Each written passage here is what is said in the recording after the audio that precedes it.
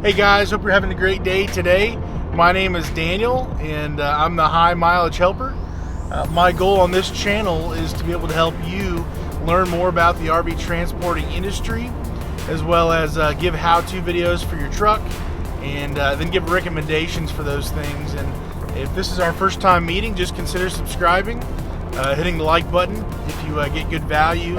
And in today's video, I'm going to be sharing a story with you that happened to me quite a while ago, and it's a situation that you wouldn't normally expect to have on the road.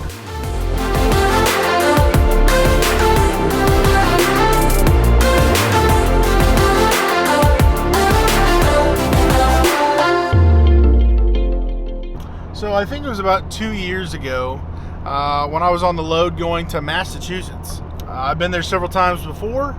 I've been to that same dealership before. There was something different about this trip. Going into it, I knew that, man, I'm losing some coolant in my truck. I keep an eye on all my fluids on a regular basis, and I thought, my water pump might be going out soon. And so because I usually keep quite a few different spare replacement parts on hand, that's one of them. I have an extra water pump with me almost all the time, and so I brought that water pump and a belt with me. And so because I was a little bit more concerned for that load going out, and so I ended up taking that with me. As I was traveling east with the load, I think it was like a 30-foot travel trailer, not too big, going down the road. Occasionally I would stop and just check levels, make sure I still have coolant, I'm not going to overheat. So I continued monitoring the situation with my coolant, knowing, I got to keep these tires rolling.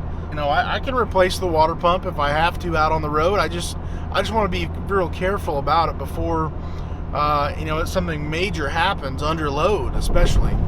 So anyways, I got to Massachusetts. I was going to be delivering that next day, and so I go to check my level, and man, I had lost even more. I could see. Usually you can't see the fluid pouring out of the water pump unless it's completely failed.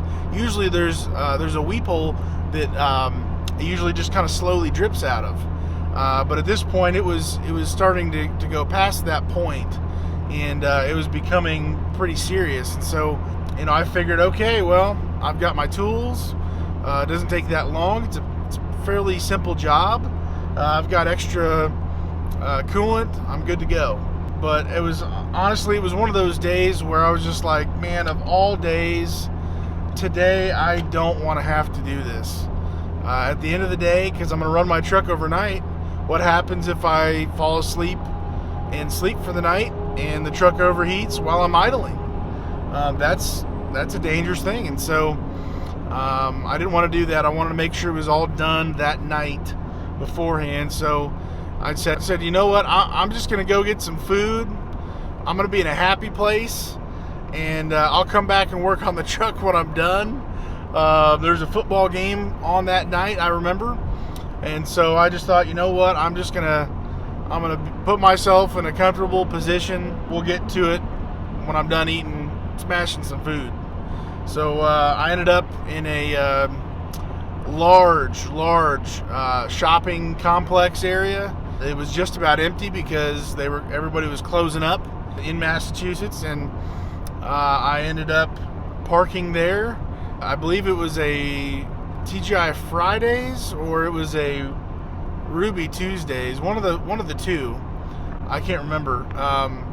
But I got a big burger there, sat there alone, smashed all the food, had a great time, watched videos, watched YouTube, texted people, whatever.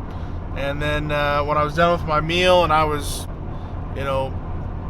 way too full, I ended up heading out to the truck, and I remember literally just walking to my truck thinking, Lord, I do not want to do this. I am already so tired. I just killed myself eating all that food in there. That was a mistake. you know what, I can't do this right now. This is just, I just need help. I'm sure you've been there before. At the end of the day, there's those days where you've got some juice in you and you can knock some stuff out and do some things, but there's other days you're just like, man, sign me out. I'm done.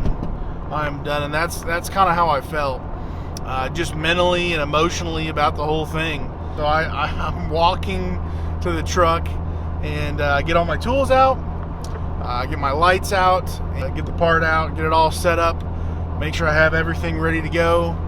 And I'm alone in this huge parking lot, and there's headlights that shine up on the truck, and I've got my hood popped. I'm leaned over. I've got my little step ladder. I am, hip deep into the front of the engine. And once I saw those headlights shining up on the truck, I just thought, my head just kind of sank, because I thought, man, here we go. Here's the mall cop. Here's the police officer about to tell me to take a hike, about to, give me trouble or give me a fine or something crazy. I'm just thinking, man, what else is going to go wrong now? And I really just had a pity party. And I turn around, and there is a very tall man. I'm sort of tall, I guess. I'm 6'2". I was looking up at this guy, and he was every bit of 6'7", 6'8". I mean, easily. I'm looking up at him, maybe even taller. And he comes over, and it's just a regular car, and somebody else is with him in the front seat. And he comes over to me and just says, "Hey, what seems to be the problem?" I said, "Well, I got a water pump. It's failing on me, and I've got to fix it here. So I've got everything that I need to do with, and just gonna knock it out real quick and get out of here." And he said, "Well, let me take a look at this." So I showed him. It's just right there. It's 2 bolts. The tensioner, release that, get the belt off. It's not too big of a deal, but yeah, I just I've got to get this done. And he said, "You know what? I'm actually a mechanic, and how about I just take care of this for you, and see what we can do." And I was just thinking, oh my word, okay, sure.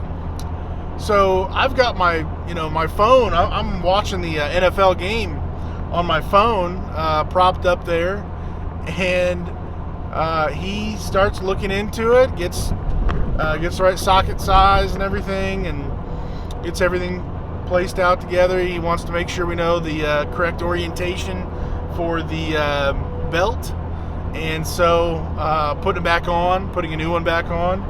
And so apparently his wife came out and then asked me, "Hey, can I go get you some coffee or a drink, or are you okay? Do you need some food? Anything I can do for you?" And at this point, I'm like, okay, so I just had a pity party most of the day, and I just stuffed myself with a big burger and fries and a drink, and I walked back to the truck, and I'm just praying, "Lord, just send help. I just need help. Tonight is not the night. Please." And a mechanic shows up, and then his wife offers to go get me a drink. I'm like, "Actually, I'm stuffed. You couldn't fit anything else in me. I'm just dead. But thank you so much. Thank you for offering, and really appreciate it." And so she went back into the car. It got warm, and it wasn't too cold, but it was a little chilly.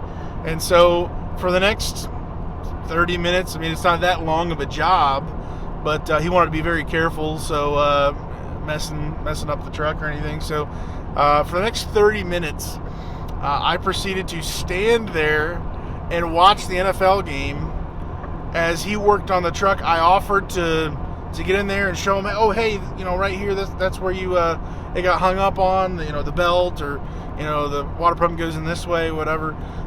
And no, it's okay. It's all right. Don't worry about it. I got you. Don't worry about it. I'm here to help.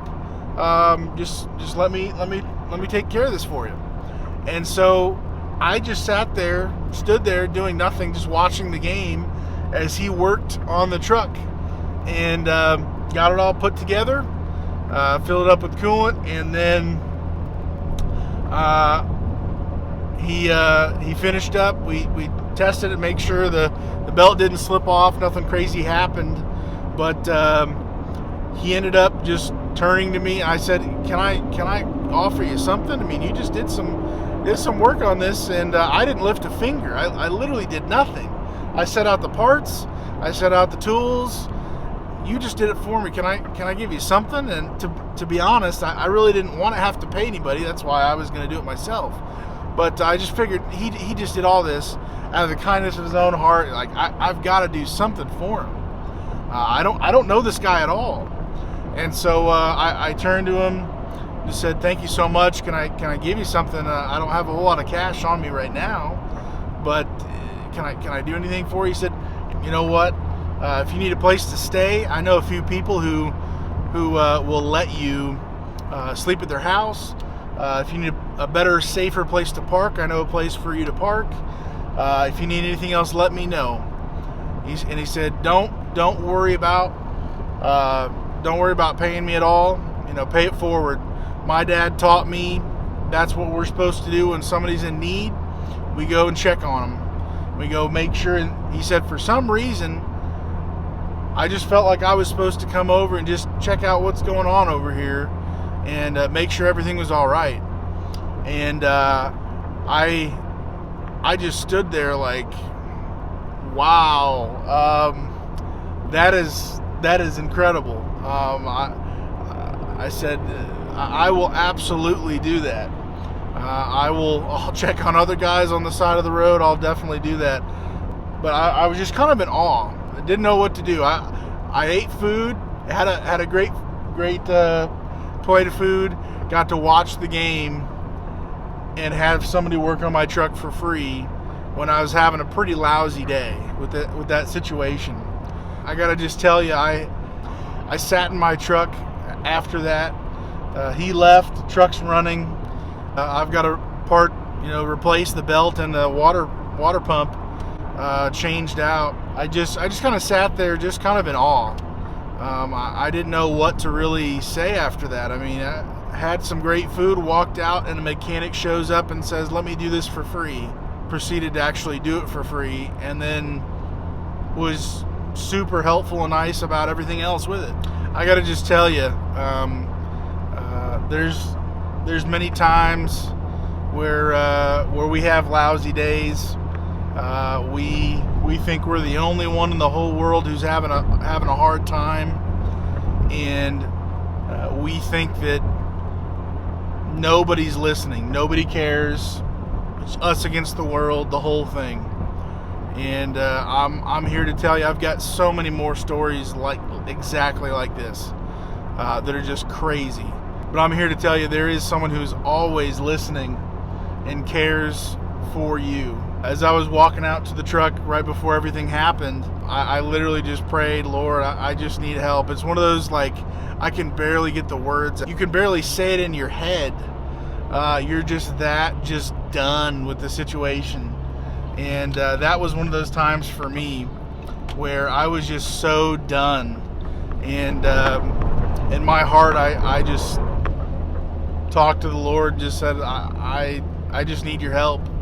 I can't do this. With many more stories on the way to share with you, I can just tell you 100% of the time, God has answered my prayers when I've been on the road over the last several years. He's answered prayers before that. My personal relationship with Christ is something I take very seriously. I know Him as my Savior since I was 9 years old when I trusted in Him and I repented of my sin. He is so faithful. These little stories that we talk about, You see them on Facebook all the time. Some tragedy happened, and then there's a big answer to prayer. A lot of times it seems as if those situations are the only time you hear about prayers being answered. This situation with the mechanic showing up to my water pump, problem. This is a kind of like a wow, that just doesn't happen, type of a situation. But God answers prayers in different ways. He can give an answer that you might not like, that you don't think He actually answered your prayer, but He did. He's there listening. He's always been there for me, and He's been so faithful to me. And so, anyways, I just wanted to share that story with you. On the way to Massachusetts, water pump goes out.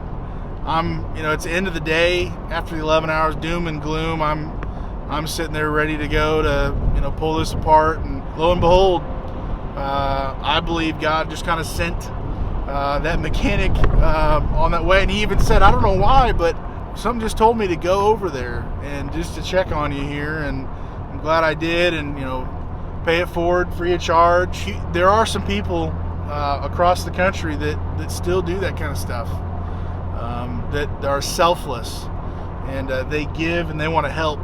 And I got to tell you, I want to be one of those people as well. I've had the opportunity to do that with other drivers, actually other transporters on the side of the road. It is so much better to give than receive, because the verse in the Bible that talks about it being so much better to give rather than to receive, I believe that with all my heart. If I ever doubted it before doing this job, I do not doubt it now. It is so much better and rewarding when I've been able to give to those around me as well. And so, anyways, hopefully you enjoyed this story. It's kind of a wild story, but just wanted to share that with you. And I have many more on the way. But until next time, stay safe. God bless, and we'll see you later.